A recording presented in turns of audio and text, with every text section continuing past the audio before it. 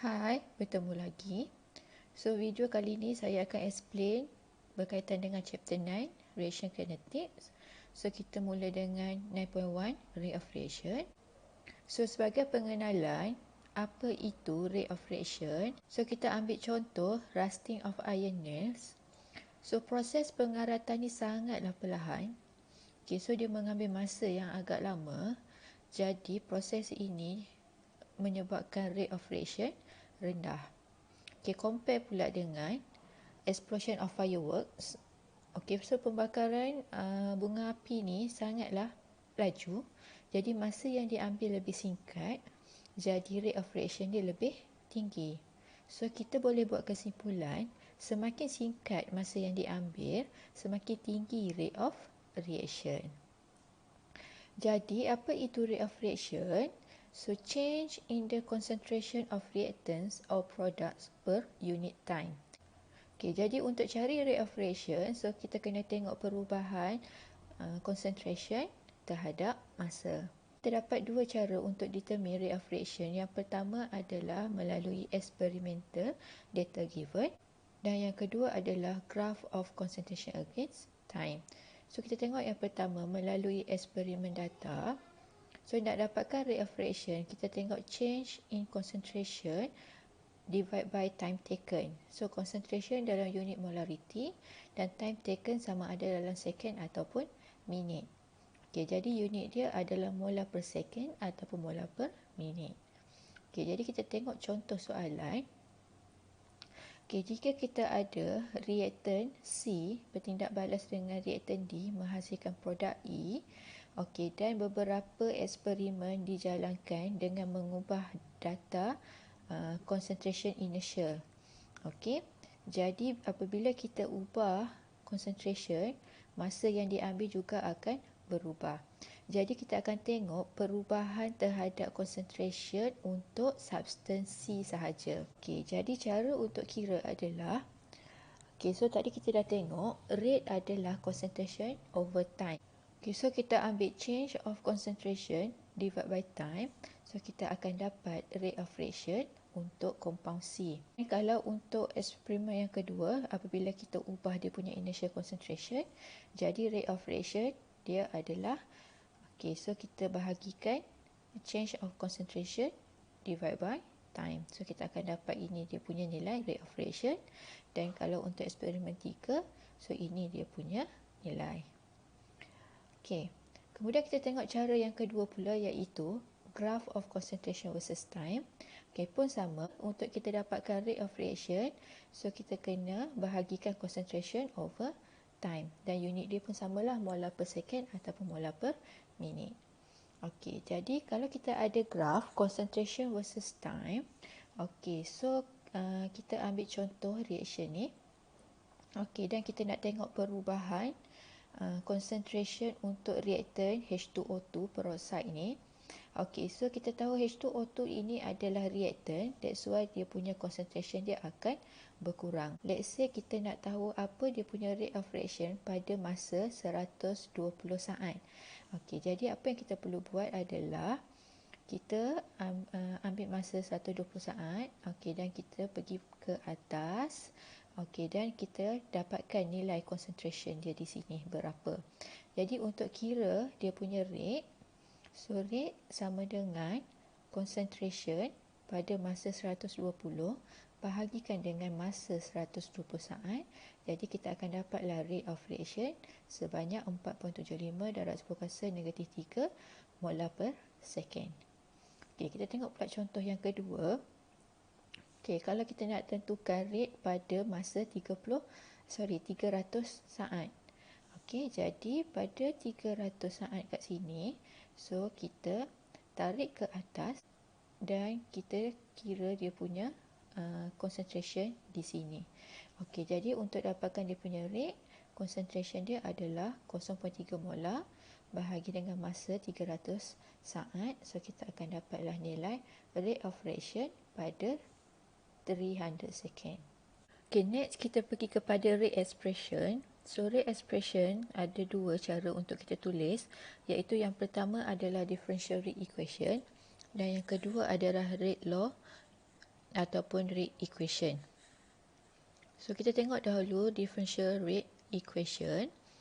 Okey, contoh kalau kita ada reaktan A react dengan B, react dengan C, menghasilkan produk E, produk F dan produk G dan so on. Okey, jadi untuk small letter A, B, C sampailah F ni adalah stoichiometric coefficient, dan manakala yang huruf besar semua ni adalah chemical species. Okey, jadi cara untuk kita express rate equation, so change of concentration divide by change of times. Okey, dan untuk setiap reaktan dan produk. Okey, dan stoichiometry, okey, yang huruf kecil ni semua kita akan jadikan dia 1 over. Okey, dan kalau kita tengok kat sini ada sign negatif dan sign positif. So untuk reaktan kita kena letak sign negatif nak menunjukkan reaktan berkurang, dan untuk produk kita letak sign positif nak menunjukkan produk bertambah. Okey, dan unit adalah molar per second lah sebab concentration over time. Okey, so kita ambil contoh kalau kita ada reaktan A produce produk B. Jadi untuk keluarkan dia punya differential rate, okey, so rate equal to, so negatif disebabkan reaktan berkurang. Okey, dan 2 stoichiometry coefficient ni akan jadi 1 over, okey, times D concentration A over dt. Okey, equal to plus disebabkan produk bertambah, okey, D concentration B over dt. Okey, ataupun kalau kita tak nak buat 1 over, so kita boleh jadikan macam ni lah. So kita tengok contoh. Write the rate expression for the following reaction. CH4 react with oxygen to produce CO2 and H2O. Okey, jadi solution dia. So perkara pertama sekali mesti ada tajuk iaitu rate equal to, okey, negatif D concentration CH4 dt. Okay, negatif menunjukkan bahawa CH4 adalah reaktan, so dia mesti berkurang, equal to negative half. Okay, negative half sebab pada stoichiometry pada oksigen ni ada 2. So negative half dO2 over dt equal to positive dCO2 over dt. So CO2 adalah produk, that's why kita akan tulis plus, equal to positive half dH2O dt. So half sebab pada H2O stoichiometry dia adalah 2. So berdasarkan differential rate equation ni bermaksud the rate of disappearance of CH4, okay, disappearance untuk reaktan is half the rate of disappearance of O2. Okay, sebab dia punya nisbah 1.5. Same rate with the formation of CO2. So rate dia sama, okay, 1, 1 and half the rate of formation of H2O. Okay, so nisbah dia 1.5. Okay, kita tengok contoh yang kedua. So reaction antara nitrogen gas dan hydrogen gas menghasilkan amonia. Okay, solution dia adalah rate equal to negative D concentration N2 over dt equal negative 1 over 3 dH2 concentration H2 over dt. Okay, 1 over 3 disebabkan pada H2 ada 3 dia punya stoichiometry, and equal to positive half D and H3 over dt. So ini bermaksud the rate of disappearance of nitrogen is 1/3 the rate of disappearance of hydrogen. Okay, so nisbah dia 1 dengan 1/3 and half the rate formation of ammonia.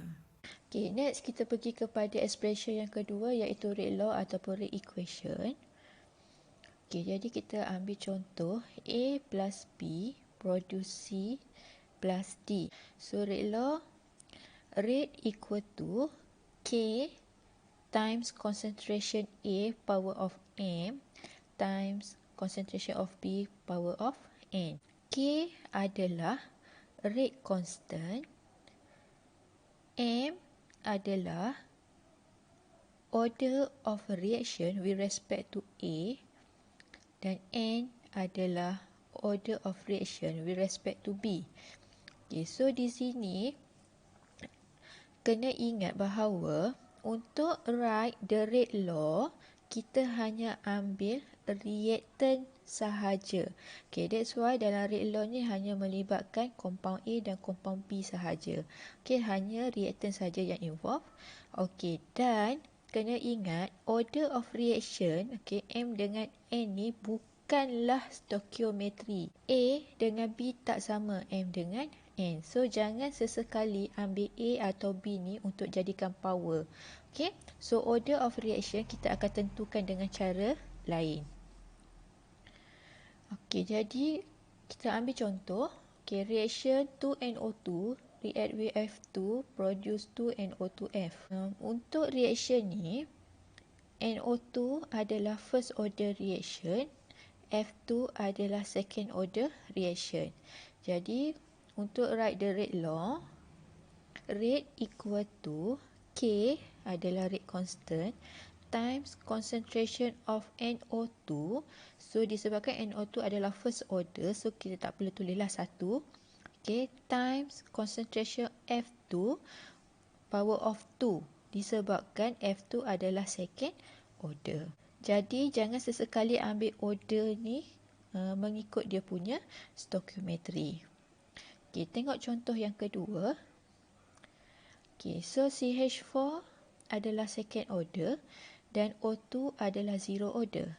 Jadi rate law dia adalah rate equal to K concentration CH4 power of 2 disebabkan dia adalah second order times concentration of O2 disebabkan dia adalah zero order. Ataupun boleh ditulis, okay, sebab kalau zero order bermaksud 1 di sini. Jadi kalau tak tulis pun tak apa. Dua-dua diterima. Okay, so order of reaction adalah number or power that relates the rate of a chemical reaction with the concentration of the reactant. Jadi, apabila kita buat rate law, so power terhadap concentration setiap reactant ni, itu adalah order of reaction. Terdapat 3 jenis order of reaction. Yang pertama adalah zero order. Reaction rate is independent to the concentration of the reactant. Bermaksud rate of reaction tidak bergantung kepada concentration of reactant. Okay, kalau first order, rate of reaction directly proportional to the concentration of the one reactant. Dan second order adalah rate of reaction is directly proportional to the concentration of the two reactants. Okay, so kita akan jumpa dalam part 2 untuk determine the rate of reaction based on differential rate equation dan juga rate law. So ini akan melibatkan calculation. Okay, that's all for now. See you later. Bye.